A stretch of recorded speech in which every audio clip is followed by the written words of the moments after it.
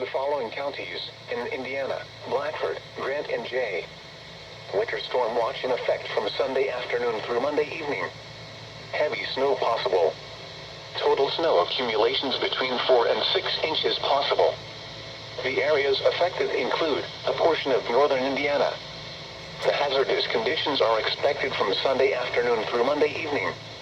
The following impacts are expected. Travel could be very difficult. The hazardous conditions could impact the Monday morning commute. Additional details: deteriorating conditions are anticipated Sunday night through Monday morning. Wind gusts from the northeast at 20 to 25 miles per hour will cause areas of blowing snow. Monitor the latest forecast for updates on this situation. And now a special